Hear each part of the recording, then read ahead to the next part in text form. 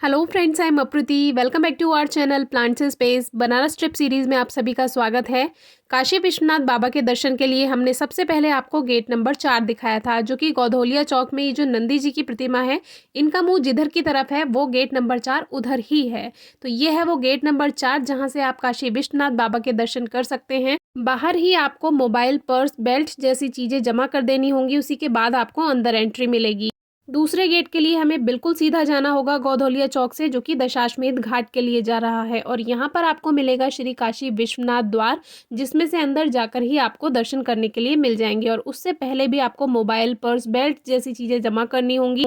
इस गेट से जाने में आपको एक लाभ है। यहाँ से अगर आप एंट्री लेते हैं और दर्शन करते हैं तो बिल्कुल उस गेट के सामने ही अन्नपूर्णा माता का मंदिर है, जो कि वाराणसी में अन्नपूर्णा माता का मंदिर काफ़ी प्रसिद्ध है। तो इस गेट से जाने पर आपको माता अन्नपूर्णा के दर्शन भी हो जाएंगे। अब चलते हैं गेट नंबर 1 पर। हमने नाव की यात्रा की थी, जिससे हम ललिता घाट पर आकर उतरे हैं और अब हम चल रहे हैं काशी विश्वनाथ कॉरिडोर की तरफ। अंदर चौक तक जाने में लगभग 80 सीढ़ियां हैं, तो 80 सीढ़ियां चढ़कर अब हम ऊपर पहुंचेंगे और इस विशाल द्वार से अब हम एंट्री लेंगे। श्री काशी विश्वनाथ कॉरिडोर लगभग 5 लाख स्क्वायर फीट में बना हुआ है और ये कितना भव्य विशाल है ये आप वीडियो में देख ही पाएंगे। और साफ सफाई का भी काफ़ी ध्यान रखा गया है और ये लाइटिंग के लिए है। अब चलते हैं आगे। आगे आपको सबसे पहले सीधे हाथ पर देखने के लिए मिलेगी आदि गुरु शंकराचार्य जी की प्रतिमा। और यहाँ से आप पीछे गली में से भी आ सकते हैं, जो मणिकर्णिका घाट वाली वीडियो में हमने आपको दिखाया था। तो बिल्कुल ऐसे ही अगर आपको वो बाहर वाली सीढ़ियाँ नहीं चढ़नी है या उधर की तरफ से एंट्री लेनी है तो आप वो भी ले सकते हैं कॉरिडोर में। अब हम इन सीढ़ियों से ऊपर जाएंगे और यहाँ पर बहुत जगह जगह इस तरह का इंडिकेशन दिया हुआ है और आपको छोटे बड़े बहुत सारे मंदिर इस प्रांगण में देखने के लिए मिल जाएंगे, जो कि छोटे बड़े कई प्राचीन मंदिर हैं जो कि कॉरिडोर बनने से पहले ही यहाँ पर थे, तो वो वैसे के वैसे ही रखे गए हैं। तो सीढ़ियाँ चढ़ने के बाद हम आप पहुँचे हैं। यहाँ एक फूड कोर्ट भी है, तो दर्शन करने के बाद अगर आपको भूख लगती है तो आप यहाँ पर आ सकते हैं।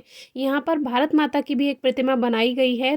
भारत माता के दर्शन के बाद भारत माता की जय के जयकारे के साथ हमने भारत माता को नमन किया। मंदिर के साथ साथ इस परिसर में भवन भी हैं। तो अब हम आगे चलते हैं और भवन आप देखेंगे, हर भवन पर अपना अपना नाम यहाँ पर मेंशन किया हुआ है। जैसे कि रामेश्वरम भवन है, एक सोमनाथ भवन है, इस तरह से ये भवन पर अपने अपने नाम अंकित किए गए हैं। तो जैसे कि हमने आपको लास्ट वीडियो में बताया था कि काशी विश्वनाथ कॉरिडोर में आपको अहिल्याबाई जी होलकर की प्रतिमा भी देखने के लिए मिलेगी। तो अहिल्याबाई होलकर जी को हम नमन करते हैं। अब हम आपको वो जगह दिखाएंगे जहाँ से आप फ़ोटोज़ क्लिक कर सकते हैं। तो फूड कोर्ट के आगे बाईं तरफ से एंट्री थी, वहाँ पर बेल्ट वगैरह पहले ही जमा करवा ली गई थी। मोबाइल आपको अंदर ले जाने दिया जा रहा था, लेकिन अगर आप अंदर मंदिर में जा रहे हैं तो मोबाइल पहले ही जमा करा दें। हमें अंदर मोबाइल लेकर नहीं जाना था, हमें केवल यहाँ पर फ़ोटोज़ ही क्लिक करने आना था, क्योंकि दर्शन हम दूसरे गेट से कर चुके हैं, जैसे कि हमने आपको बताया। तो इस गेट से आप फ़ोटोज़ क्लिक करा सकते हैं और इतनी दूर आएँ और काशी विश्वनाथ बाबा के साथ फ़ोटो ना हो तो फिर थोड़ा दुख तो होगा ही। महाराणा रंजीत सिंह ने काशी विश्वनाथ धाम के लिए सोना दान किया था, जो कि आप सामने देख ही रहे हैं। और अहिल्याबाई जी होलकर ने 1780 ईस्वी में ये मंदिर का जीर्णोद्धार कराया था। तो हमारा सौभाग्य है जो हमें दर्शन करने का मौका मिला। और ये गंगा द्वार है जहाँ से हमने फ़ोटो क्लिक किया है। और ये जो परिसर है इसमें दुकानें भी हैं, जो कि आप साइड में देख रहे हैं। ये सभी शॉपिंग कॉम्प्लेक्स के लिए प्रिजर्व किया गया है। इसमें आपको बनारसी साड़ी, बनारसी सूट्स वगैरह देखने के लिए मिल जाएंगे।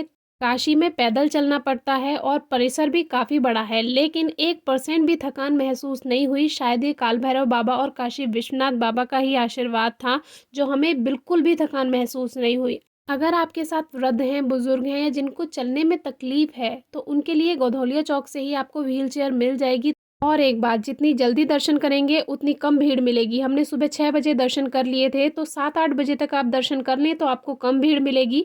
अब लगभग 9:30 बज चुके हैं, यानी 9:30 हो चुका है। तो जितना ज़्यादा लेट होंगे उतनी लंबी लाइन में लगना पड़ेगा। तो कोशिश कीजिए सुबह सवेरे ही दर्शन कर लें तो ज़्यादा अच्छा है। हमने सुबह दर्शन कर लिए थे, फिर हमने थोड़ा सा घूमा, फिर नाव की यात्रा की और अब कॉरिडोर में आकर फ़ोटोज़ क्लिक करा लिए और केवल 9:30 ही बजे हैं। तो अब हम चलते हैं वापस से बनारस की गलियों की तरफ, क्योंकि लोकल फूड आपको बनारस की गलियों में ही मिलेगा, जिसकी अपनी एक अलग खूबसूरती है। और यहाँ पर हिंदी और संस्कृत में काशी विश्वनाथ धाम के शिलान्यास के बारे में लिखा गया है। अब ललिता घाट से मणिकर्णिका घाट की तरफ होते हुए गलियों में से हम आ गए थे और यहाँ पर तो ये नज़ारा देखने के लिए आपको मिलेगा ही। इसके बारे में हम पहले बात कर ही चुके हैं। तो अब यहाँ पर जो हमें एक शॉप दिखाई दी वो मलइयों की शॉप दिखाई दी, और मलइयो जो है वो बनारस की विश्व प्रसिद्ध है, जो कि आपको सर्दियाँ शुरू होने पर ही देखने के लिए मिलेगी। और इसी के पास एक छोटी-सी शॉप कचौड़ी की भी थी, जो कि कचौड़ी के ऊपर ये सब्ज़ी डालकर दे रहे थे, और ये भी बहुत टेस्टी था। जैसे कि मैंने अपनी लास्ट वीडियो में बताया था, वो समोसे वाली शॉप, वो भी बहुत टेस्टी था। तो लोकल फूड चखने के बाद हम गलियों-गलियों होते हुए अपने होटल तक आ गए, जो कि वॉकिंग डिस्टेंस पे ही था। और इस बीच हमने जो बनारस की गलियों में दीवारों पर पेंटिंग्स हैं, उनके साथ बहुत सारे फ़ोटोज़ क्लिक कराए। और फिर होटल में थोड़ा रेस्ट किया, और फिर तैयार होकर निकल पड़े अपनी अगली यात्रा के लिए, जो कि हमने की ऑटो से। तो वो कहाँ हम जा रहे हैं वो आपको बताएँगे नेक्स्ट वीडियो में, हमारे साथ बने रहिएगा। हर हर महादेव।